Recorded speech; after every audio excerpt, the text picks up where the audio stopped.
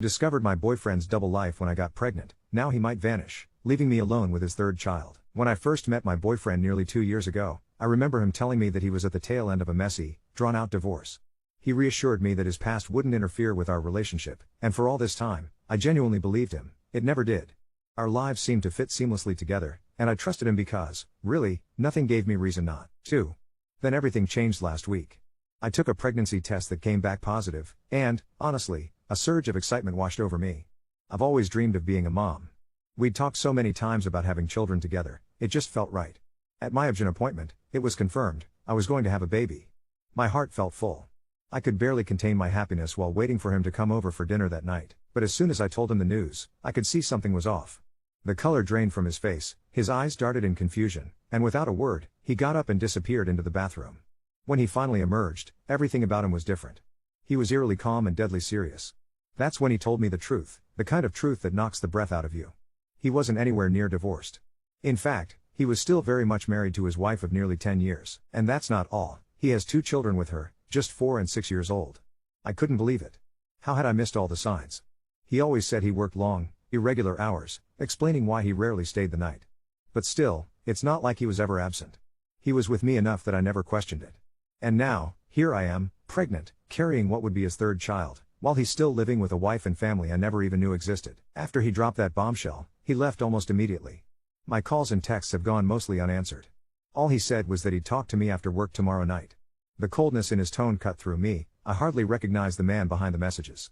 I'm terrified he's going to disappear entirely and leave me to deal with this pregnancy alone.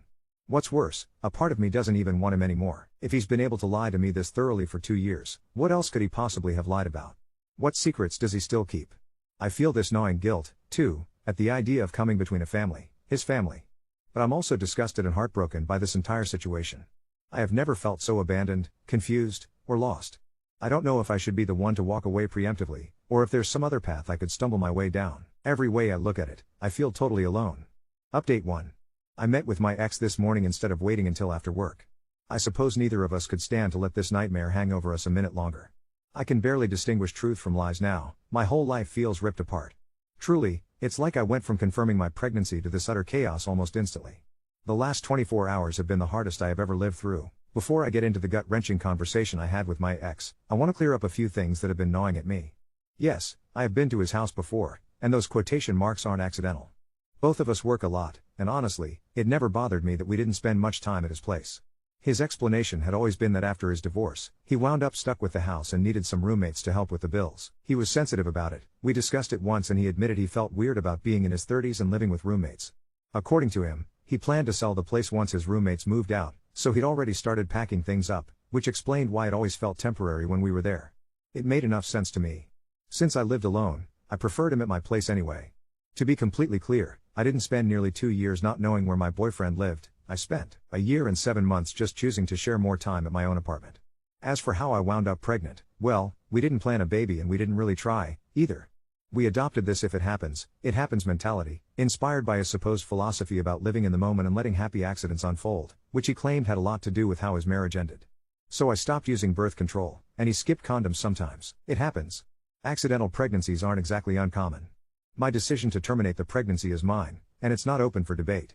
This is my life, my body, and my future, and after everything that's transpired, I'm shattered and confused. Of course I want to be a mother someday, but I refuse to bring a child into this disaster. My emotional state is a mess. I cannot imagine having a healthy pregnancy when I can't even think straight. As much as I want a child, I have to think of what's best for my future child. Right now it would be selfish to bring a baby into this chaos simply because I want one. Right now, this just isn't it.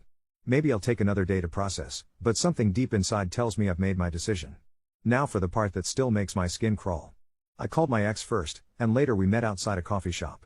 For safety, I made sure we weren't alone. I have no clue if anything he told me is true. Frankly, I plan to never speak to him again, so I suppose this is as close to the truth as I'll ever get. His demeanor was difficult to read. He looked like he was about to cry, but his words were cold, almost robotic, like he was debriefing me after a failed operation, not apologizing for destroying my life. Here's what he told me. He and his wife got married 10 years ago, rushed into it because she got pregnant at 18. Her family is super Christian, so they married while she was expecting. Then she miscarried. Ever since, he's felt trapped in the marriage but never had the guts to leave. He described his wife as incredibly sweet, innocent, fragile, someone who clings fiercely to her values and high hopes for their marriage. After they had 2 children, his wife became completely focused on them, and that's when he began to stray. He claimed it wasn't until he met me that he fully realized just how dead his marriage had become. But instead of leaving his wife, like any decent person, he chose the coward's way out. He built an entirely separate life with me and kept both running simultaneously. Lies upon lies. Apparently, he does work for a living, but it's from home. So all those times he said he was at the office, he was in his house, the house with his wife and kids, I imagine. His work friends I met were actually independent partners, so they weren't close enough to know about his wife, and that explained why he dared to introduce them to me. He and I weren't particularly social, but in hindsight, maybe I should have wondered why I never met more of his friends. While he was with me, he told his wife he was out with clients, running errands, on business trips, things he genuinely sometimes had to do for work, which made his cover stories plausible. Turns out the house I visited wasn't even his own. Of course, there were no signs of children or a family because it was his brother's house. His brother travels a lot for work, so whenever I came over, my ex was only there house sitting. That weird story about him moving in with roommates after his divorce? That was his brother's story, not his. It had been his brother's house that was in the process of being sold after the roommates left. And so yes, he does have family nearby. Every detail of this tangled mess had an explanation. His web of lies was detailed, calculated, and to my horror, apparently very well practiced. All of this could be yet another lie, but the next thing he said chills me to the bone. When I brought up the idea of stopping birth control and starting a family, he was simultaneously having a conversation with himself. He told himself he'd only leave his wife once I got pregnant and we had a baby, because that would seal the deal. But I have no idea how he figured that would work. Did he intend to abandon his children, too? Would he ever have told me the truth? When I actually did end up pregnant, he says he experienced a wave of panic and realized he simply could not leave his family. That explained the haunted look on his face when I broke the news. His grand solution? End things with me, push me to get an abortion, and then go merrily back to his normal life, certain that I have no idea who his wife is or how to contact her. Unbelievable. Well, he doesn't need to worry about a 3rd child with me. I cannot let this man keep destroying lives with lies. His wife is, by all accounts, completely in the dark. I took the advice of someone who cares about justice and recorded our conversation on my phone. The quality's terrible, but it's just audible enough to serve as evidence. I'm going to take some time to pull together everything I have and figure out the best way to help his wife out of this nightmare. Marriage. I feel responsible. I played a part in the collapse of her life as much as mine. If she'll let me help, I want to try. I didn't give my ex even a hint of my intentions. I told him I just want to erase him from my life and move forward, which, honestly, is true. I was so deeply in love that I missed countless red flags. The warning signs were everywhere, hidden in his friend's strange behavior, woven through the dysfunctional dynamic of his family, even in the atmosphere of his home. Yet, I saw none of it. I chose to keep my eyes closed, spinning our story into something beautiful even while reality frayed at the edges. Hindsight, as always, is 20/20, and now I can see how blind I've really been. Despite all the long conversations we've had, the apologies, the explanations, the sudden, raw confessions, so much of this still makes no sense. I can't shake the nagging feeling that the story he's given me isn't the full truth. Something tells me there's a deeper mess beneath the surface, something I'll never be allowed to see. And perhaps I never truly knew what I believed, only the story I wanted to tell myself. But at some point, I had to accept that closure isn't always possible. I've realized I can't cling to endless speculation or build my future atop unanswered questions. I long for his wife to make the same choice I'm struggling to let go and walk away from this tangled world he's spun around us. For her sake, and for mine, I hope she can see through whatever story he's telling her now. Now, as I weigh my options, moving and starting over feels like the only way to put all of this behind me. The past is a heavy, complicated thing.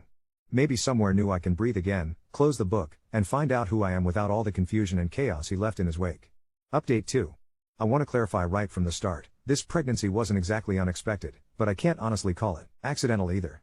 I knew perfectly well how babies are made. In some sense, yes, I was trying to get pregnant, but only because my ex deliberately lied and convinced me he wanted the same thing. I'm not going to try to justify how I got caught up in his web. I'll own it, I missed the warning signs and made mistakes. But I truly believed I was bringing a child into what I imagined would be a safe, healthy, loving home. That vision was a complete illusion. The reality is starkly different. There's no way I am ready, mentally or emotionally, to become a mother in these circumstances. And I absolutely will not expose a child to life in the adoption system, not with so many uncertainties, not when I can't guarantee their well-being.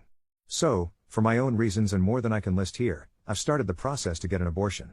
But before shutting the door on all this, I collected everything. Photos, videos, screenshots of every text, anything I could use as proof for my ex's wife. I looked for messages where he lied about being divorced, just anything that could show I wasn't to blame for being dragged into this mess. Still, I kept my distance. I remember the warnings about not pushing her too far or trying to force the truth on her. I have no idea how she would receive this. In the end, I kept it simple. I found her on social media, sent her every screenshot and picture, and gave her a brief rundown of everything her husband had been up to for the past 2 years. It took her a day to reply, and all she wrote back was thank you. The moment I saw her message, I blocked her. I haven't heard a word from anyone involved, and I truly hope I never do. As far as I'm concerned, this chapter is closed. I have no clue what happened between my ex and his wife, and frankly, I doubt I ever will. Update 3.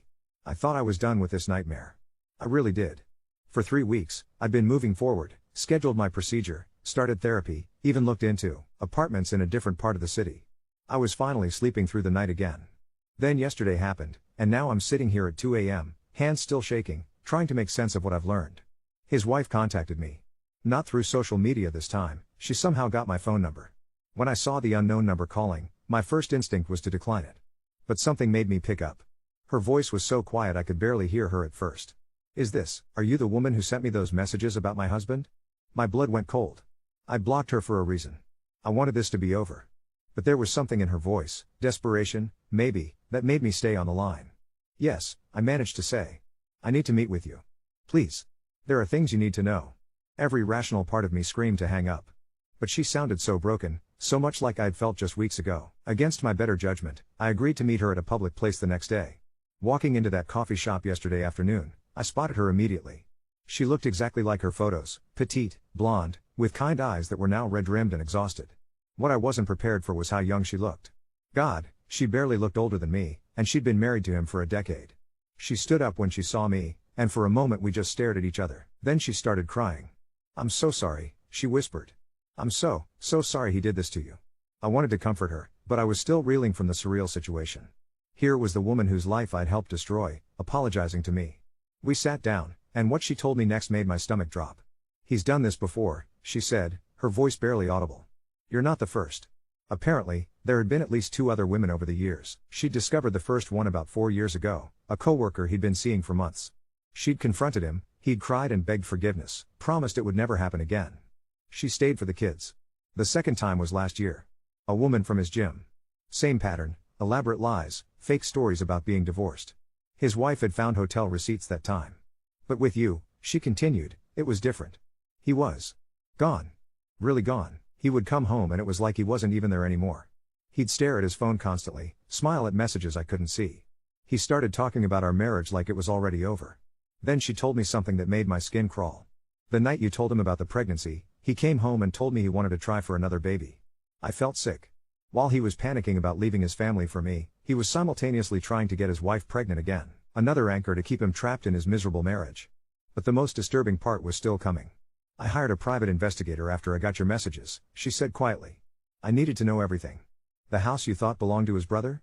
It's actually a rental property he's been paying for under a fake business name. He's been using it for affairs for years. My head was spinning. So even the explanation he'd given me about his brother's house was another lie, layer upon layer of deception. There's more, she continued, and I could see her hands trembling. The investigator found evidence of at least 3 other women he's been in contact with recently. Women he met on dating apps, telling them all the same story about being divorced. I couldn't breathe. While he was with me, supposedly realizing how dead his marriage was and planning our future together, he was actively seeking out other women. I wasn't special. I wasn't the one who made him realize what he was missing. I was just another mark in his elaborate con game. Why are you telling me this? I finally asked. She looked up at me with tears streaming down her face. Because I'm leaving him. I filed for divorce yesterday, and I want you to know that none of this was your fault. You were a victim too. We talked for another hour. She showed me some of the investigator's findings, photos of him entering that rental house with different women, screenshots of dating profiles he'd created using fake names and photos that somehow obscured his face just enough to be unrecognizable to anyone who knew him. The man I'd loved, the man I'd been ready to start a family with, was a serial predator. And I'd almost brought a child into his web of lies. When we parted ways, she hugged me. Take care of yourself, she whispered. And thank you for being brave enough to tell me the truth. I went through with the procedure this morning. Sitting in that clinic, I felt a strange sense of peace for the first time in weeks. I wasn't just ending an unwanted pregnancy, I was severing the last tie to a man who had systematically destroyed every life he touched. I still haven't heard from him directly, but his soon-to-be ex-wife texted me this afternoon. He's been calling non-stop since I served him the papers. He has no idea we met. Part of me wonders what story he's telling himself now. Does he think his wife found out some other way? Is he scrambling to create new lies to explain away the evidence? Or is he already planning his next elaborate deception with some other unsuspecting woman? I don't want to know. I'm changing my number tomorrow, and I've already put a deposit down on that apartment across town. Sometimes the only way to heal is to burn it all down and start completely over. His wife is stronger than I gave her credit for. I hope she finds the peace she deserves, and I hope those other women he's been targeting find out who he really is before it's too late. As for me, I'm done looking backward. There's nothing left to see there but smoke and mirrors anyway. Update 4. I thought I was finally free. New apartment, new phone number, fresh start, everything was supposed to be behind me. For 2 months, I actually believed I'd escaped his orbit completely. I was naive to think it would be that simple. Last Tuesday, I was leaving my new job. Yes, I changed jobs too. I needed a completely clean slate, when I noticed a familiar car in the parking garage. My blood turned to ice. It was his silver Honda, parked 3 spaces away from mine. I stood there frozen, keys in hand, scanning the shadows between the concrete pillars. He wasn't in the car, but there was something tucked under my windshield wiper. A handwritten note that made my hands shake as I read it. We need to talk. I know you think you know everything, but you don't. Meet me at Riverside Park tomorrow at 7 p.m., or I'll have no choice but to contact your new employer about the harassment you've been putting my family through. The audacity was breathtaking. After everything he'd done, he was trying to frame me as the aggressor. But what terrified me more was that he'd found me. I'd been so careful, new address, new job, new routines. How long had he been watching me? I almost didn't go to the park. Every rational part of me knew it was a terrible idea. But that threat about my job haunted me. I'd worked so hard to rebuild my life, and he knew exactly where to hit me where it would hurt most. So I went, but I wasn't stupid about it. I brought my friend Maya with me. She waited in her car nearby with strict instructions to call the police if I wasn't back in 30 minutes. I also started recording on my phone the moment I saw him sitting on that bench by the river. He looked terrible, thinner than I remembered, dark circles under his eyes, stubble that suggested he'd given up on basic grooming. For just a split second, I almost felt sorry for him. Almost. You destroyed my entire life, he said without preamble when I sat down. Not next to him, I stayed a good 6 feet away on the other end of the bench. I destroyed your life? The words came out sharper than I intended. You're joking, right? Sarah left me. Took the kids. I haven't seen them in 6 weeks. His voice cracked slightly. Sarah, so that was his wife's name. In all our conversations, I'd never learned it. Good for her, I replied. She deserves better than a lying, cheating sociopath. That's when his mask slipped completely. The wounded, pitiful act vanished, replaced by something cold and calculating that I'd never seen before, or maybe I'd just been too blind to notice it. You think you're so innocent in all this, he said, leaning forward. But I know what you really are. You knew I was married the whole time. You got pregnant on purpose to break up my family. I stared at him, genuinely stunned. Are you completely delusional? You told me you were divorced. Prove it, he said with a smile that made my skin crawl. Prove I ever told you that. You have no evidence. But I have plenty of evidence that you stalked and harassed my wife, destroyed my marriage, and tried to extort money from me. My recording was still running, and I was grateful for that foresight. What evidence? What money? You're making things up. Those text messages you sent Sarah? I have screenshots of all of them. Easy enough to edit them to make it look like you were demanding payment to keep quiet about our affair. Your friend at your old job mentioned how obsessed you were with me, how you used to drive by my house. I never drove by your house. And what friend? But even as I said it, a chill ran down my spine. Had he been talking to people from my old job? Creating some narrative where I was the unhinged other woman?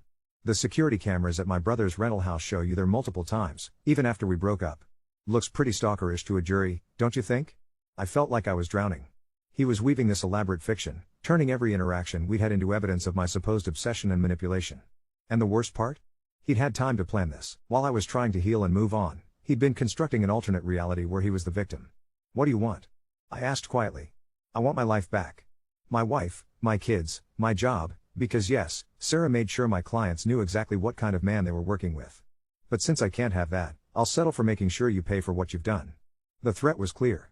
He was going to destroy me the same way his life had been destroyed. And looking at him, really looking at him, I realized he was desperate enough to try. Unless, he continued, we can come to an understanding. What kind of understanding? You write a letter to my wife. Tell her you lied about everything.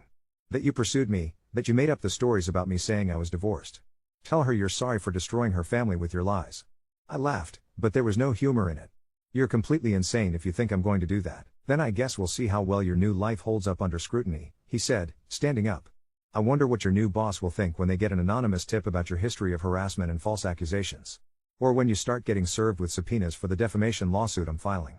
He walked away before I could respond, leaving me shaking on that bench as the sun set over the water.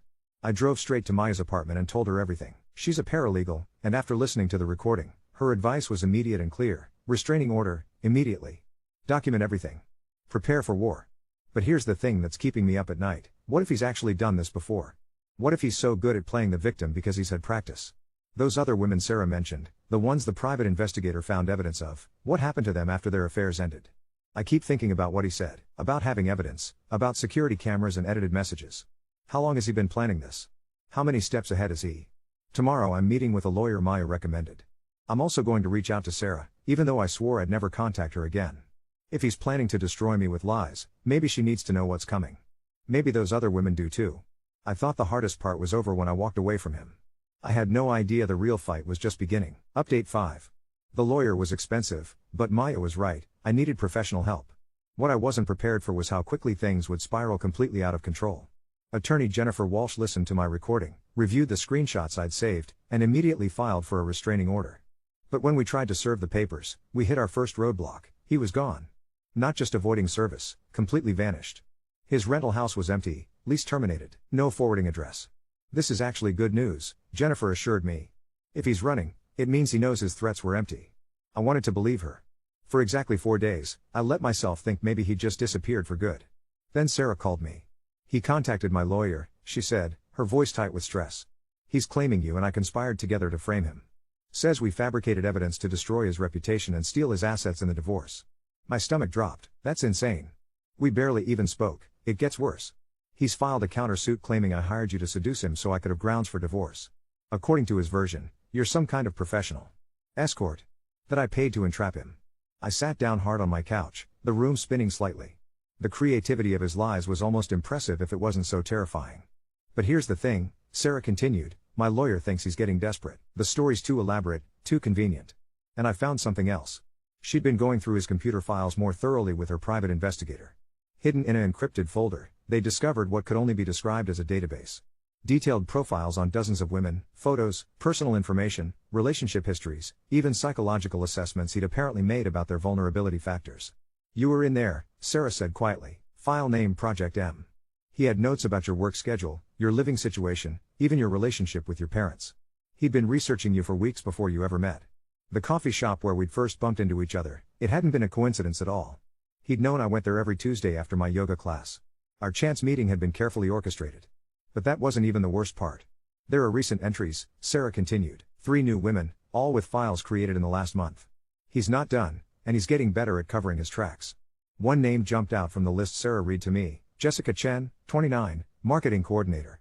The description of her routine sounded eerily familiar, yoga on Tuesdays, coffee at the same shop I used to frequent, newly single after a long relationship. I knew I should stay out of it. Jennifer had been crystal clear about not making contact with anyone involved in his schemes. But this Jessica had no idea what she was walking into. Against every piece of legal advice I'd received, I found her on LinkedIn. Professional photo, bright smile, bio mentioning her love of yoga and coffee.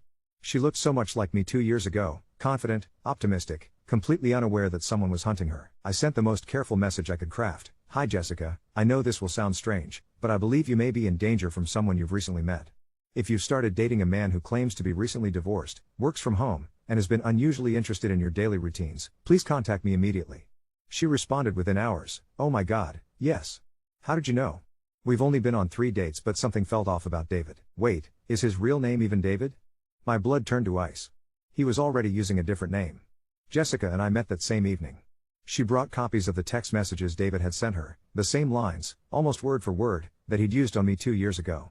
The story about the messy divorce, the sensitivity about his living situation, even the philosophical musings about letting life's happy accidents unfold. He wanted to meet me at this coffee shop tomorrow, Jessica said, showing me the address on her phone. Said he had something important to tell me about his past. I stared at the address. It was the same coffee shop where he'd accidentally bumped into me all those years ago. He was literally using the exact same playbook. You can't go, I said immediately.